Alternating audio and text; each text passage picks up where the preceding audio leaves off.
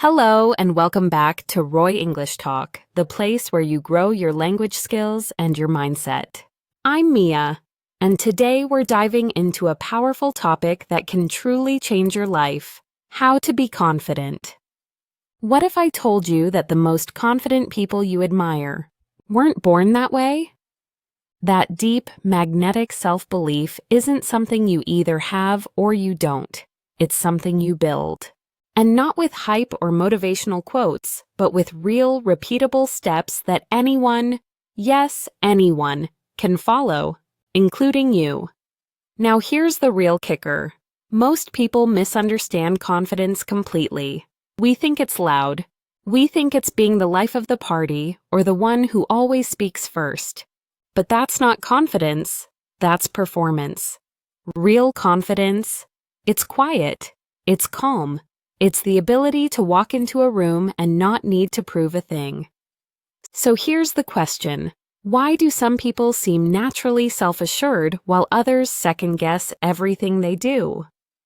What are they doing differently, mentally, emotionally, and behaviorally, that gives them that inner strength? And more importantly, how can you get it too? In this video, we're breaking down exactly how to become truly confident, without faking it and without pretending to be someone you're not. We're going to expose the biggest myths that keep people stuck, dive into the real psychology of confidence, and give you a step-by-step path to build a mindset that feels as good on the inside as it looks on the outside. We'll unpack why so many people feel like imposters in their own lives, even when they're objectively successful. We'll talk about where those feelings really come from and how to rewire your brain to respond differently. You'll learn how to break free from the invisible mental scripts that have been holding you back, maybe since childhood. And we'll answer the questions nobody talks about. How do you stay confident when you fail? How do you keep believing in yourself when things go wrong? Because that's the difference between fake confidence and the real thing. This isn't about becoming arrogant. It's not about chasing approval or trying to impress others. It's about becoming the version of yourself that's already there, just buried under doubt, fear, and outdated beliefs. So if you've ever felt like you're not good enough, if you've talked yourself out of opportunities, or if you've stayed quiet when you had something to say, this video is for you.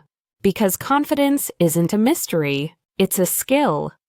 And today, you're going to learn exactly how to build it. The confidence myth. Here's something nobody tells you. Most of what you've been taught about confidence is dead wrong. We grow up believing that confident people are the loudest ones in the room, the ones who dominate conversations, post selfies every day, or give off that alpha energy. But that image is not just misleading, it's toxic, because it sets a standard that leaves the rest of us feeling like we're falling short. Like if we're not bold, extroverted, or unapologetically loud, we must be lacking confidence. But confidence isn't volume, it's not ego, and it's definitely not pretending to have it all together when you don't. Real confidence is actually the opposite of what most of us assume. It's being secure enough to not need the spotlight. It's the quiet, steady trust in your own judgment. It's knowing who you are and not needing external validation to feel whole. Let me tell you about Maya. She was soft-spoken, often kept to herself, and hated public speaking. But when her team faced a crisis at work, she was the one who stepped up calmly, made the tough call, and earned the respect of everyone. She didn't need to shout to be heard. She didn't need to be the most charismatic person in the room. She just needed to trust her own clarity and make a decision. That's real confidence. Now compare that to someone who seems confident but is constantly chasing approval, flexing their lifestyle, name-dropping, always trying to impress others. That's not confidence. That's insecurity in disguise. It's a mask, and it's exhausting to wear. The truth is, many people who appear confident are just good performers. They've learned how to pose, how to speak, how to act the part. But inside, they're just as full of self-doubt and fear as anyone else. And here's the dangerous part. When we compare ourselves to those highlight reel versions of people, online or in real life, we feel like something's wrong with us. That we're not good enough or brave enough or loud enough to measure up. But that's not reality. That's a distortion. We've been chasing a version of confidence that's performative, external, and completely unsustainable. This is why the phrase, "fake it till you make it," can be so damaging. Because faking it still means you think you're not it, and that mindset leaks out in everything you do. Real confidence doesn't come from pretending. It comes from proving things to yourself. Through action, not appearance. Confidence doesn't come from trying to look powerful. It comes from knowing you can handle whatever happens, the good, the bad, and everything in between. It's not about showing off your highlight reel. It's about being grounded even when things are uncertain. So let's break this myth right now. Confidence is not a performance. It's not something you turn on when people are watching. It's a state of being. A relationship with yourself. One that grows stronger every day based on how you show up for yourself, how you speak to yourself, and the standards you set for your life. The confidence myth keeps people trapped, thinking they're not enough because they don't fit the mold. But the truth, the mold is broken, and the sooner you break free from it, the faster you'll realize confidence was never something to chase. It was always something to reclaim from within. The real science behind confidence. Let's cut through the fluff and talk about what confidence really is, psychologically, biologically, and behaviorally. At its core, confidence is a neurochemical response built through experience. It's not a character trait. It's not genetic destiny. It's the result of two key factors: self-efficacy and self-esteem. Self-efficacy is your belief in your ability to do specific tasks. It's built by taking action, overcoming resistance, and succeeding. Even in small ways. The more you succeed, the more you believe you can succeed again. It's a feedback loop. That's why action is the foundation of all confidence. You can't think your way into confidence. You have to earn it, through reps. Then there's self-esteem. This is the broader sense of how much you value yourself. Unlike self-efficacy, self-esteem is shaped by the narratives you've internalized about who you are and what you deserve. And those narratives often come from early childhood, social interactions, and the beliefs we pick up from others, parents, teachers, peers. Here's the thing. You can be highly competent but still lack confidence if your self-esteem is low. Because somewhere deep down, you still don't believe you're worthy of success or love or happiness. That internal contradiction shows up every time you hesitate, every time you sabotage, every time you doubt yourself, even when you're prepared. Now, neuroscientifically speaking, confidence is also tied to the prefrontal cortex, the part of your brain responsible for decision-making, planning, and goal-directed behavior. When you take aligned action, even if it's scary, you stimulate dopamine release, the brain's reward chemical. That hit of dopamine reinforces the behavior.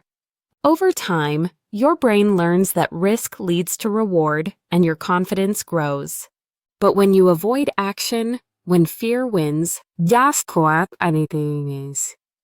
the opposite happens. Your brain encodes that inaction as a safe choice. And guess what? Avoidance becomes a habit. Fear becomes default. That's how people get stuck in low confidence loops. Not because they're broken, but because their brain got trained to expect failure or discomfort.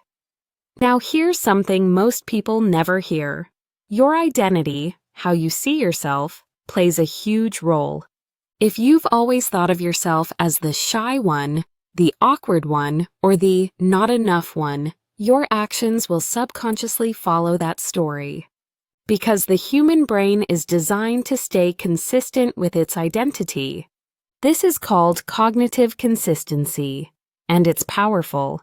So if you want to become more confident, you have to start changing the story you tell yourself about who you are. That shift is what rewires your beliefs at the identity level. And when identity changes, everything else follows. Your thoughts, your habits, your posture, your your choices. Let's take an example. A guy named Brandon grew up being told he wasn't a leader. He believed that for years. But one day, he decided to lead a community project. It was uncomfortable, awkward, and slow at first. But he did it. And guess what? That single decision shattered years of identity conditioning. He no longer believed he wasn't a leader, because now he had proof. This is why experience trumps theory every single time. When you step into discomfort and succeed, even a little, your brain updates. It starts rewriting the code. And every time you do that, you move closer to becoming someone who feels confident, not just someone who looks the part.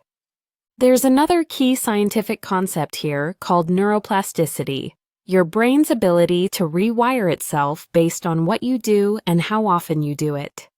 This means confidence isn't a fixed trait. It's something you can literally train, just like a muscle.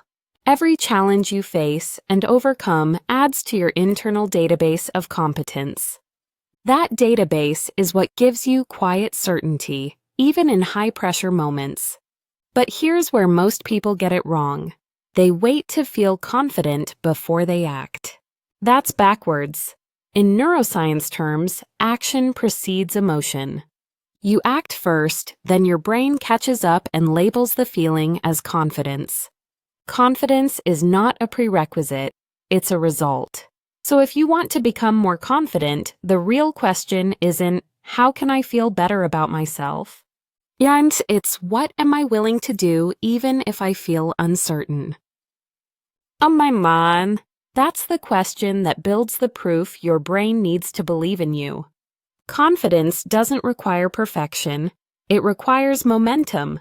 And once you understand the science, you realize it's not magic. It's math. Repetition plus results equals belief. And belief, over time, becomes identity. That's the formula. That's the truth. Habits that kill your confidence.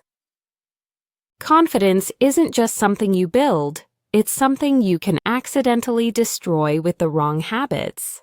And what's scary is, most people don't even realize they're doing it. Day after day, they chip away at their self-belief without knowing why they feel stuck. Let's start with the biggest one, overthinking. It feels like preparation, but it's actually paralysis. The more you analyze every word you say, every move you make, the more anxious you become. Confidence needs momentum, and overthinking kills momentum before it even starts. Your brain starts looping. What if I fail? What if I look stupid? What if they judge me? And in that loop, action dies. Next up, constant comparison. Scrolling through Instagram, watching someone's perfectly curated life, and feeling like yours isn't enough. That's a confidence killer. Because you're comparing your behind the scenes to someone else's highlight reel. And no matter how confident you felt 5 minutes ago, now you're second-guessing everything. Their success doesn't mean your failure, but comparison makes it feel that way. Then there's negative self-talk. And I'm not talking about one bad thought. I'm talking about a pattern. I always mess this up. I'm not good enough. Why would anyone take me seriously? These aren't just words. They're commands. your brain listens. And when you tell yourself you can't, you subconsciously start proving it true. Another subtle but dangerous habit is perfectionism. On the surface, it looks like high standards, but underneath, it's fear. Fear of being judged, fear of being wrong. And that fear convinces you to never start unless you can guarantee success. That's a trap, because confidence doesn't come from perfection. It comes from showing up, messing up, and still moving forward. Let's talk about avoiding discomfort. It feels safe in the moment, but every time you back away from the hard conversation, the scary opportunity, the risk of rejection, you reinforce the idea that you can't handle it. Confidence is built in discomfort. Every time you choose comfort over growth, you lose a small piece of that muscle. And finally, seeking approval. When your self-worth is tied to other people's opinions, you'll never feel solid, because their opinions will always change. What makes one person love you makes another hate you. So if your confidence is built on being liked, you're building on quicksand. True confidence comes from trusting your values, not chasing applause. All of these habits, overthinking, comparing, negative self-talk, perfectionism, avoidance, and approval-seeking, have one thing in common. They come from fear. Fear of being judged, fear of failing, fear of not being enough. But here's the thing, you can't build confidence and protect your ego at the same time. You have to choose. Either you stay safe and small, or you take action and grow. And the habits you allow in your life are either building you up or tearing you down. The good news?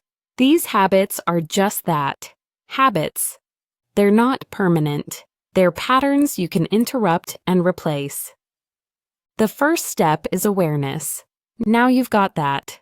The next step? Replacing them with habits that actually build confidence from the inside out. Habits that build unshakable confidence. If confidence can be broken by habits, it can also be built by them. The key is to stop thinking of confidence as a destination and start seeing it as a system, a set of actions you take every day that train your brain to believe in you. Let's start with the most underrated one, keeping small promises to yourself. It sounds simple, but it's massive. Every time you say you'll wake up early and you do, confidence. Every time you say you'll hit the gym and you show up, confidence. You don't need to change your whole life overnight. You just need to prove, over and over again, that your word means something. That's how trust is built. And confidence is self-trust in action. Next, body language. Your posture isn't just a reflection of your mood, it creates it. When you stand tall, make eye contact, and own your space, your brain registers safety. It assumes you're in control.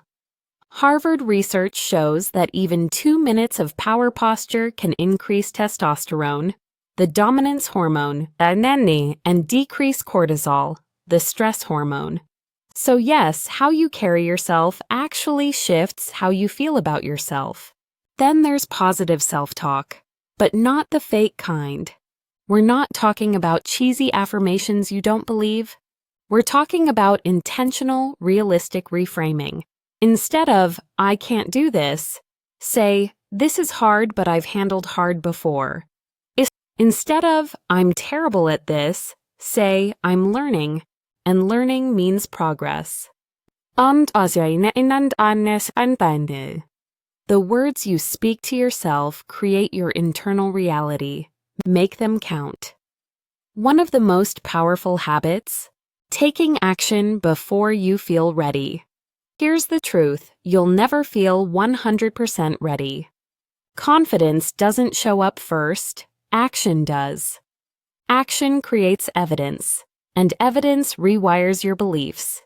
You don't wait until you feel fearless to speak up.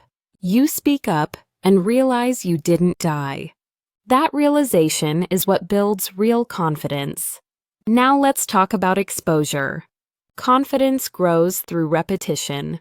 The more you expose yourself to the thing that scares you, public speaking, meeting new people, asking questions, the more your brain learns, this is safe. That's desensitization in action. You don't need to go from zero to hero overnight. You just need gradual exposure, controlled discomfort, to rewire fear into familiarity. Another crucial habit, setting boundaries. Confident people don't say yes to everything. They don't over-explain. They don't tolerate disrespect to keep the peace. They know that saying no doesn't make them rude. It makes them self-respecting. And every time you honor your boundaries, you reinforce your self-worth. You teach yourself, I matter. Now here's a deeper one, gratitude and self-appreciation. Most people wait for milestones to celebrate themselves.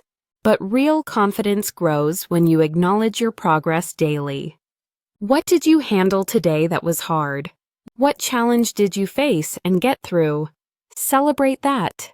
Because if you only recognize big wins, you miss the 99% of growth that happens in between. Next, visualization. Athletes use it. CEOs use it. Confident people mentally rehearse their future selves. They imagine themselves succeeding, handling challenges, and showing up powerfully. Your brain doesn't know the difference between imagination and reality, which means visualizing success literally trains your nervous system to respond better in real-life situations. Let's not forget surrounding yourself with confident energy. Environment shapes behavior.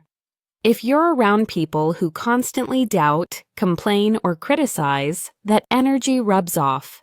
But if you're around people who take action, speak with conviction, and encourage growth, you absorb that energy too. Confidence is contagious. Choose your circle wisely. Another game changer, learning new skills. Every time you grow your confidence expands with it. And not just in that one area, it spills over. When you master one thing, your brain starts to believe, if I can do this, I can do more. Manin. Skill building leads to identity expansion. And identity is the root of confidence. Last but not least, self-compassion. Confident people fail. A lot. But the difference is they don't destroy themselves afterward. They forgive, they learn, they move forward. You can't hate yourself into confidence. You have to give yourself the grace to grow, even when it's messy. To summarize, confidence is not a switch, it's a system.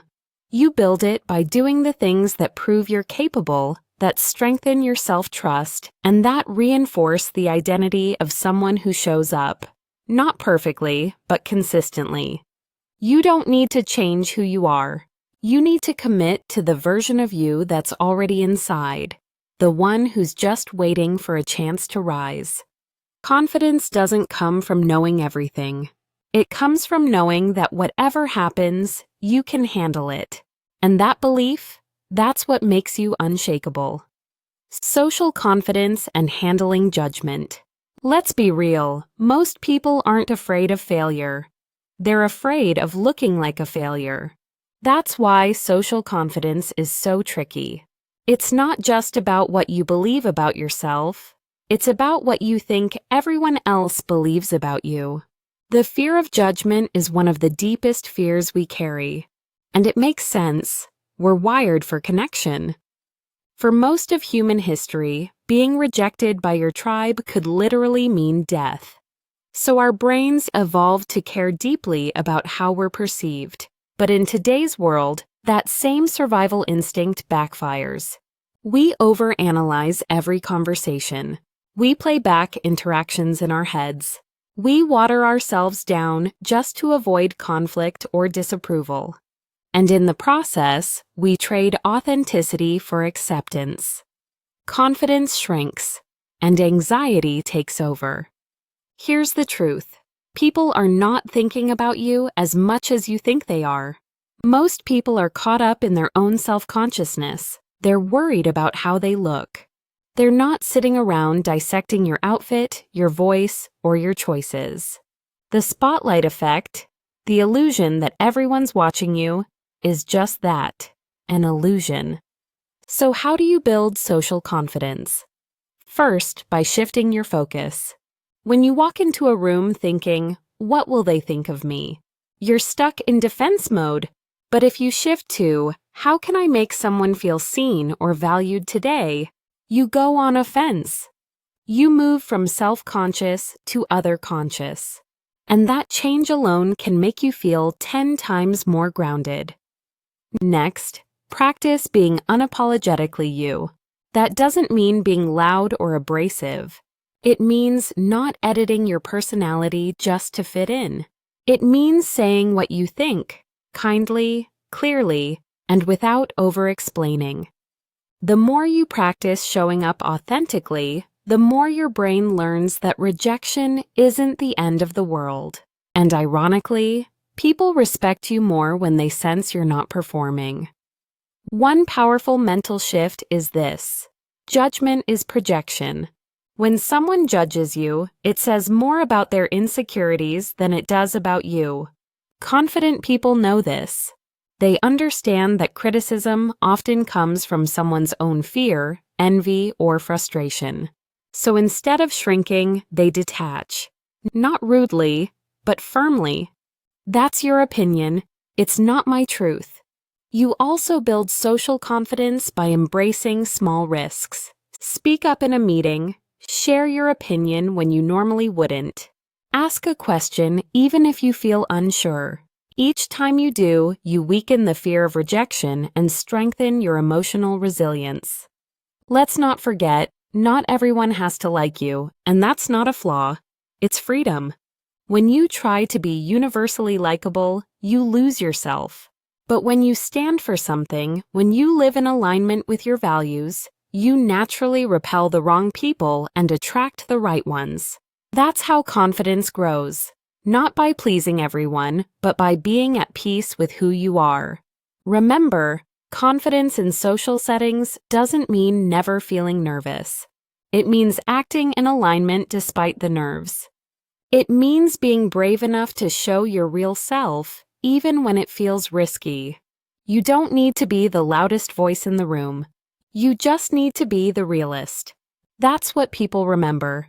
And that's what makes your confidence unshakable. Not just in private, but out loud in the world. Confidence in action. At this point, you know what confidence is. You know what kills it. You know what builds it. But none of that matters if you don't take action. Because confidence doesn't grow in your head, it grows in motion. You have to stop waiting for the right moment, the right mindset, the right level of preparation. That perfect moment, it doesn't exist. What does exist is a choice. The choice to act even when you're unsure, scared, or imperfect. That's how confidence is built. Not in theory, but in practice. The best way to start? Challenges. Daily ones. Small, doable, uncomfortable. Introduce yourself to a stranger. Say no without an explanation. Post something real online. Speak in a meeting. These moments might seem insignificant, but each one is a rep. And reps build strength, mental, emotional, and social. This is called exposure therapy in psychology. Deliberately facing the things that make you anxious until they lose their power. You don't need to conquer fear in one leap. You just need to collect reference points that prove, I can do hard things. Confidence doesn't come from saying, I am confident. It comes from evidence, moments where you showed up, pushed through, and survived. That evidence stacks up. It becomes a reference bank. And the more deposits you make, the easier it is to withdraw courage when you need it.